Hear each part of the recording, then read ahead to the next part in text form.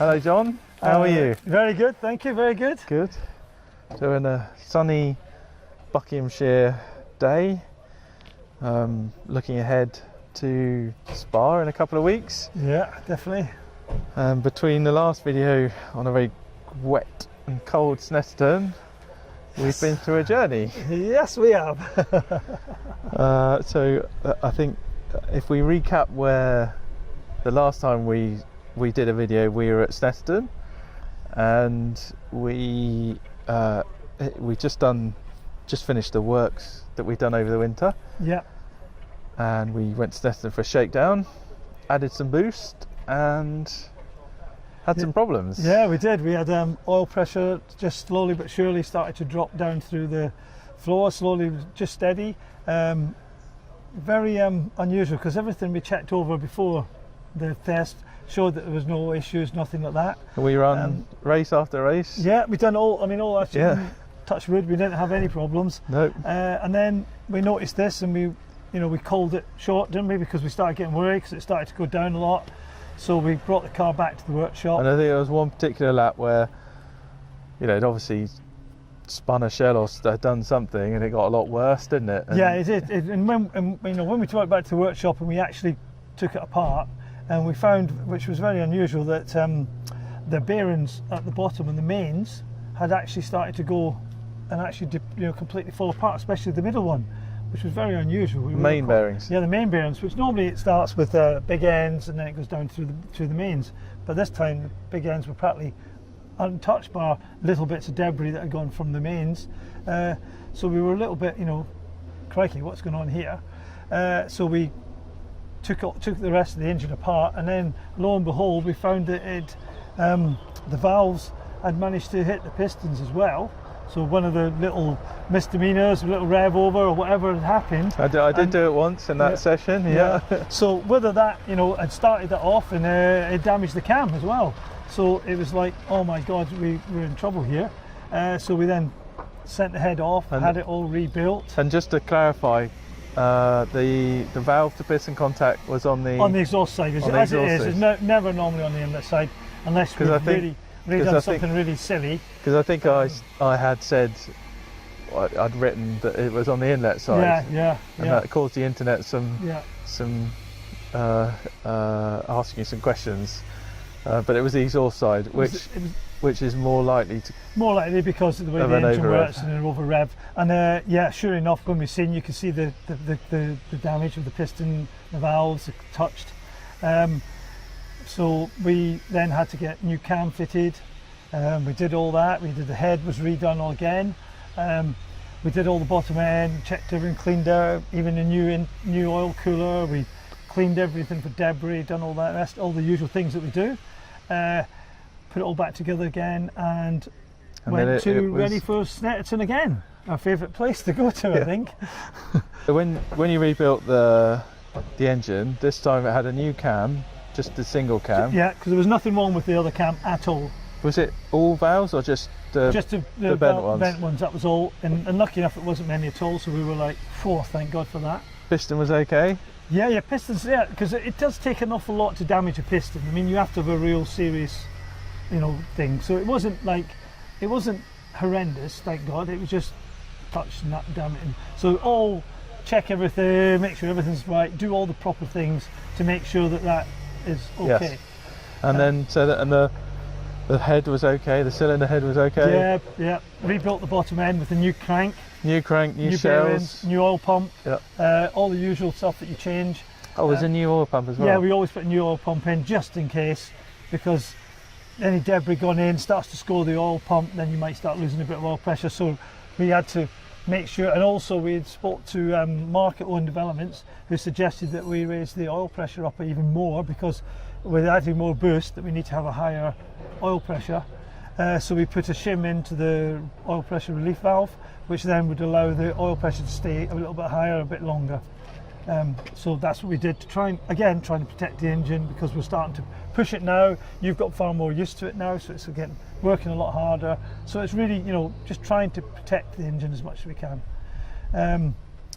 So that was that. That was us ready for Snetterton for the next test. So one of the things that we wondered about at the time, at the first Snetterton failure, was whether we were having a problem with the oil temperature getting too high. Yes. So recommendation was that we put some super duper expensive oil in, which we got and put in, and then so I think that was the only other change that we made. Wasn't that was it. Nothing else. I mean, everything else was good. I mean, we ran all last year before that with no issues. So it's and unfortunately, we didn't get a chance to put an oil temperature sensor in. No, we didn't. We ran out of time because we wanted to, because we were getting ready for Silverstone.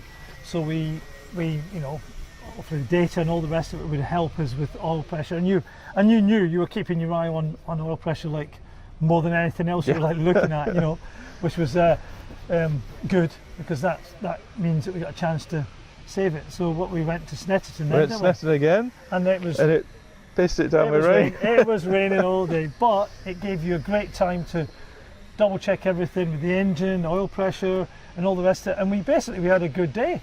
We did. The car ran. I think we ran it was the 300 circuit, and we did probably 30 laps. Oh God, yeah, not, lots. I mean, you were in and out. It was, and the car ran great, and we felt really good, and it actually was exciting. And you added boost as well, didn't you? No, didn't add boost. Did you not add any boost that day? No.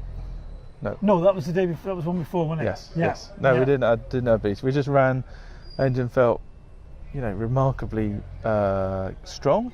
Yeah, you thought it sounded a little different as well, and it seemed to be felt stronger, happier. Breathed. It felt like it breathed better. It wasn't. It was more stronger going up the rev range. Yeah.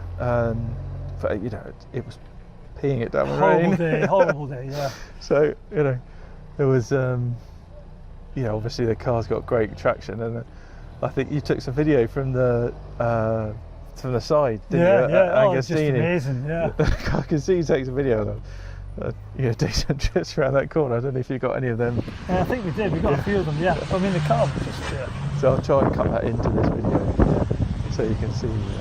So I mean, that was the car basically was just lovely. I mean, we thought, right, we've cured the problem. We've got no issues. Let's go. We're ready. We got it back to the workshop. Checked everything again, as you do. Went through it, set it all up for Silverstone. Oh, so we did have one problem at Snetterton, if you remember, because I was out doing a race sim, and other than a boring red flag, which I was sitting in the pits for ages. I think I was 12 or 13 laps in, and got a bit crunchier on the gears.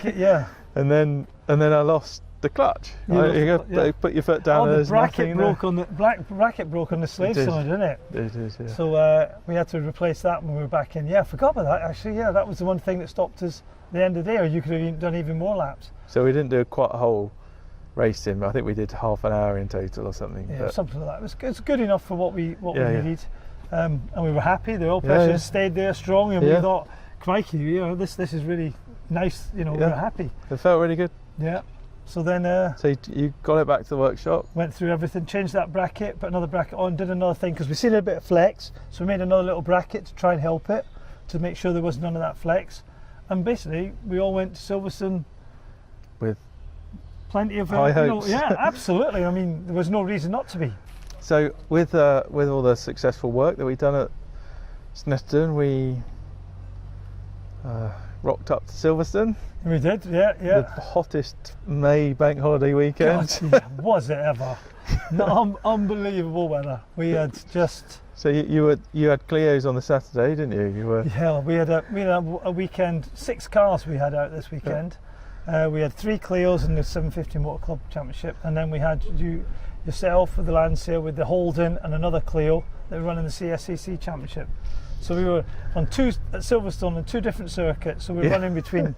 For testing, we were running between 2 circuits. You didn't do the testing on the Friday, but work messed me about. So so we did, running the other cars. So we were running the Holden and the Clio on the big circuit, and then we had the 750 Club running the other Clios on there. So we're going from one side of the circuit to the other side. We were just running around like mad things. But we had a very successful test with everybody else. Yeah. So outcome Sunday morning or Sunday, wasn't it? Oh yeah, Sunday. Yeah, yeah. Sunday morning, glorious day. I think we're out. Lancia was out first, wasn't it? Yeah, we were out first. Yeah, because it was you, then the Holden, and then the. That's right. Yeah. So Cleo. Yeah, come out of the assembly area. I'm watching the oil pressure, and it's 6.5, 7. It's all good.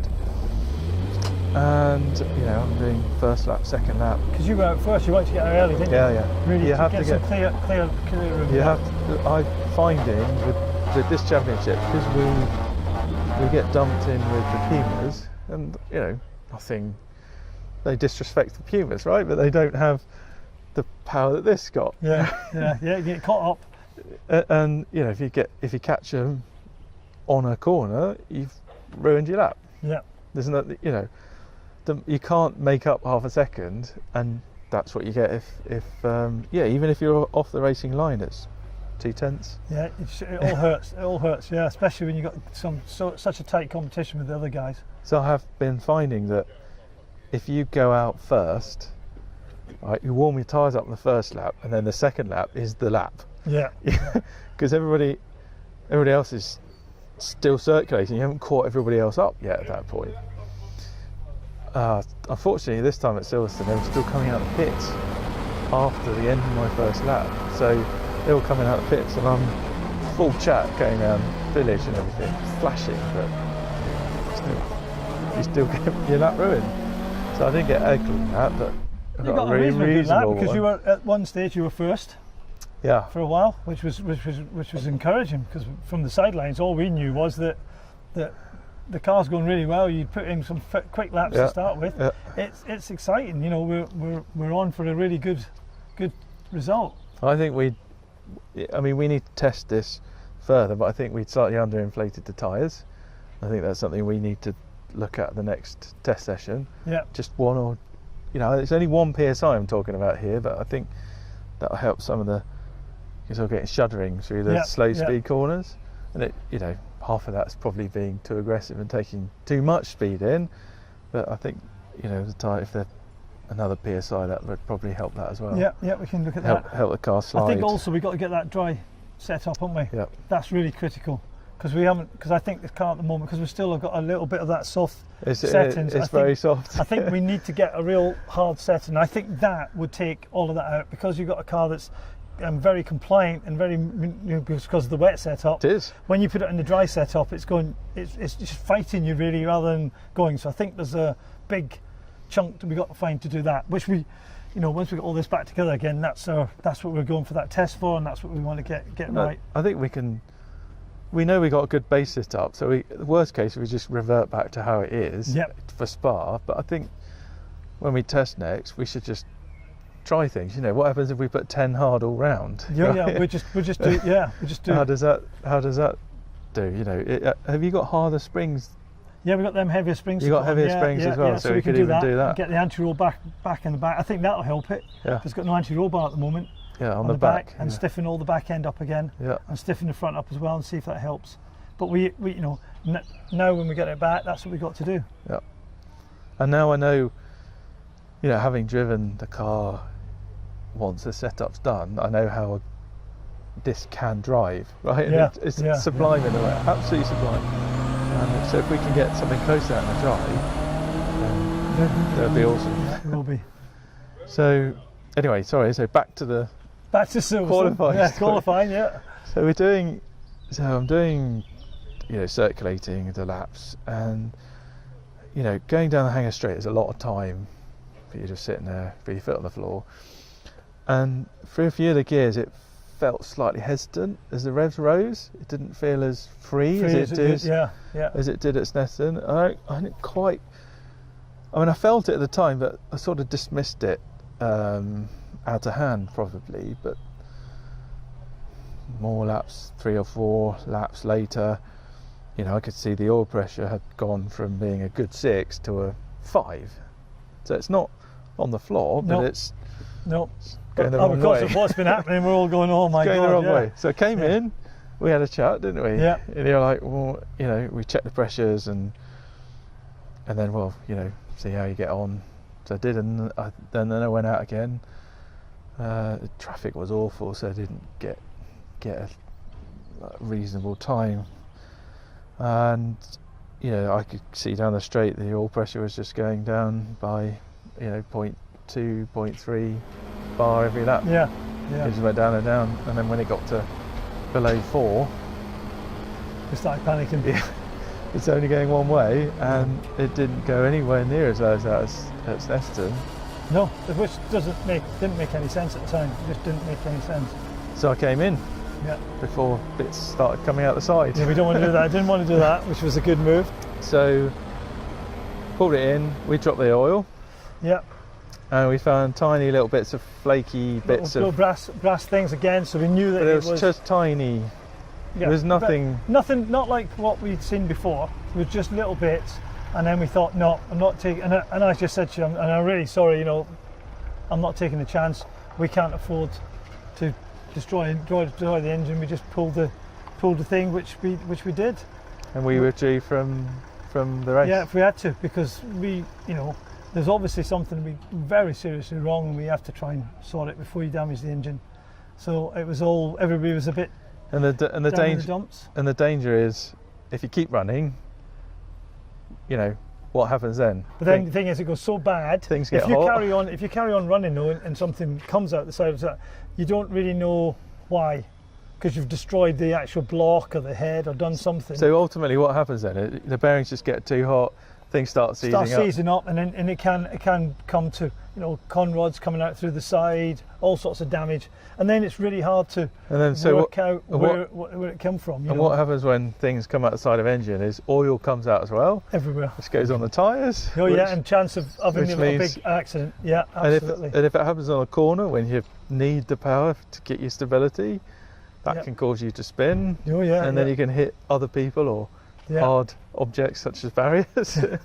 Which you don't want to be doing. Which you don't want to do. So it's it's frustrating, but it was the right call, because when you opened it up, sure enough we found bottom end again. Which was absolutely mind-blowing at the bottom end, because it's got this engine's got a special crank. It's got ARP bolts that hold the mains on, ARP bolts with special con rods, special CP pistons, which are all real good quality, good stuff. So it was like, what's going on here? So we took it all apart and did some other investigation, and the engineering company found that it looked like the bottom of the crank, the bottom of the engine, had taken a little twist, and it had just we're talking thousands, movement, but it just pinching the crank, and obviously when it's on the power and then it's starting to be asked to work, then it was getting tighter and it's just starting to damage the bearings. So that's what the problem was. Nothing, thank God, nothing wrong with the head. So all the work that was done to the head was fine. No damage to that, no damage to the pistons. It was just that the block had started to take a thing with. So that's what the problem was. I mean, it might be that maybe we had a little bit the first time we did it. I don't know, but it doesn't seem like it, because when we rebuilt the engine the first time. You mean the first donning, the very early shakedown? No. I mean the one just before Snetterton the second time. Okay. It might be that there was the tiniest bit of something there, but when we built the engine and checked it for free spinning and all the rest of it, there was no binding, no nothing. So don't know. Maybe that engine's been under in that car for that length of time.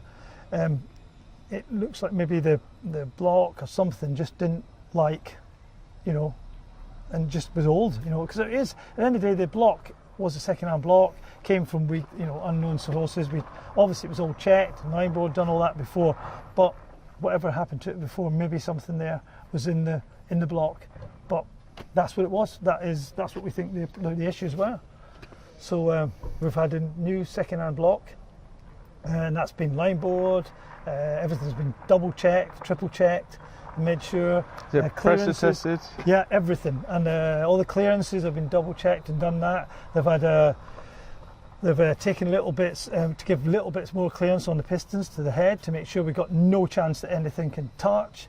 Valves have been double checked to make sure there's plenty of clearance on all that. So if we do have an over rev, it's not going to, unless it's a massive one, it's not going to have any What does close. massive mean? I mean, like you do, you know, really silly, yeah, 12 grand or whatever, you know, and then we go, oh, that's it anyway, whatever. But what we've done is we've gone really, you know, gone into every last bit to make sure that this engine is not going to have it. Well, you can never guarantee, it's a race engine, things happen, but to do the best that we possibly can to make sure this engine doesn't destroy itself again. I mean, because we did the first one and we had a whole season without any issues. So this time, you know, we should have the exact same. This engine should be able to go there. So when we get the engine back in the car, next week it's off to the dyno, and they're going to check all the fueling. They're going to go through every single bit of the mapping to make sure there was no issues with a sensor that might have been giving it a bit too much fuel, or anything like that. Because we have lost the odd tip on the plugs, haven't we? Yes, we have. So Mark, if you remember, Mark tweaked the map. He did. To help do that. So we want to double check all that in case that it's having a little bit too much fuel going in through that cylinder or whatever, because that can go into the oil, degrade the oil a little bit. And there's I think a combination of little things might be. So if we go through, and we got oil temperature sensor going on. Oil temperature sensor. It'll have cowling around the thing, and then basically Mark's going to sit there and he's going to run the engine in, and then he's going to run it as normal and full. Then going to work the boost all the way through, run it on full boost for a good length of time. So the whole day is going to be likely on that rolling road working this car, so that we know that engine, the oil pressure stayed absolutely solid, oil temperature stayed solid, the water temperature, which one thing actually we did discuss that so we think the water temperature is slightly too low. Yep. So we might have to put a little cowling in there to try and, you know, it's running too efficient really at the end of the day. Because I was thinking about that, and what we've got to try and do is put cowling in a way which doesn't block the intercooler.